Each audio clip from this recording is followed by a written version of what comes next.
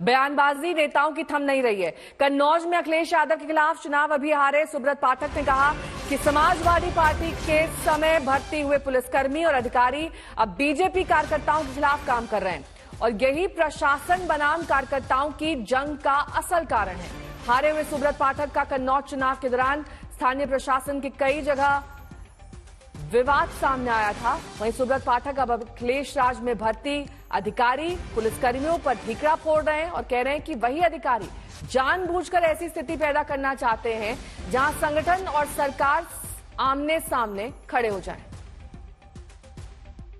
Samajwadi party के शासन में चाहे 2003 से उनकी जो सरकार रही, फिर 2012 से जो उनकी सरकार रही, तो उनके शासनकाल में जिस प्रकार से नियमों के विरुद्ध और नियमों को तोड़ते हुए लोगों को उपकृत करने के लिए जिस प्रकार से भर्तियों में खासकर निचले स्तर की और ऊपर वाली भर्तियां भी प्रभावित की गई कहीं ना कहीं, तो कुल मिलाकर एक बड़े तादाद में अपने लोगों को भर दिया। आज पुलिस में भी वो लोग हैं, आज वो नीचे राजस्व में भी वो लोग हैं।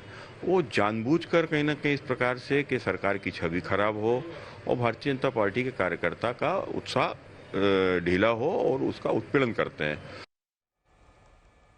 कुमार अभिषेक मेरे सहयोगी इस वक्त जुड़े हुए हैं तमाम जानकारी के साथ। कुमार अभिषेक, सुब्रत पाठक जो दावा कर रहे हैं उस दावे में कितना दम है? क्या वाकई इस तरह से भर्तियां की गई हैं कि बीजेपी को चोट पहुंचाई जा सके, उन नुकसान पहुंचे और इसका असर भी चुनाव में पड़ा?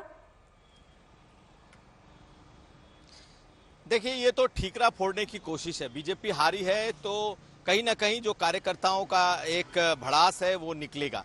जो अधिकारियों पर निकल भी रहा है और आप देखेंगी तो थाने से लेकर तहसील तक और अधिकारियों तक की बात की जा रही है कि इन लोगों ने बीजेपी कार्यकर्ताओं को नहीं सुना।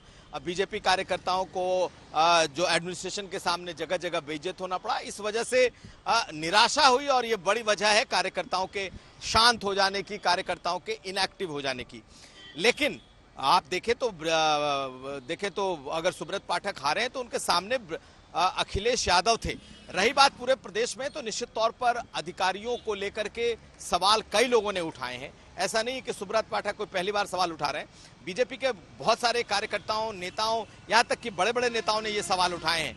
ऐसी स्थिति में ये एक पॉइंट है कि हाँ, कार्यकर्ताओं की अनदेखी की गई है, खास करके थानों से लेकर तहसीलों तक। लेकिन जिस तरीके से कार्यकर्ता निराश हुआ, जिस तरीके से इनके पॉलिटिकल इनका जो राजनीतिक प्रस्ताव आया, उसमें कार्यकर्ताओं की निराशा की कोई बात ही नहीं की गई। उसमें जो बात की गई है वो ये है कि संविधान बदलने की बात, आरक्षण खत्म करने की बात, राहुल गांधी के 8,500 रुपए के का जो एक दिया गया कि हर को खटाखट भेजा जाएगा। तो सिर्फ 3 मुद्दे इन्होंने अपने राजनीतिक प्रस्ताव में रखे हैं हार की वजह। बाकी तमाम जो नेता हैं वो अलग अलग तरीके से अपनी बातें कह रहे हैं। लेकिन हाँ, इतना जरूर है कि बीजेपी में इस वक्त 2 खेमेबाजी साफ साफ दिखाई दे रही है। और आप देखेंगी तो संजय निषाद आज उन्होंने ठीक है, मैं लौटूंगी।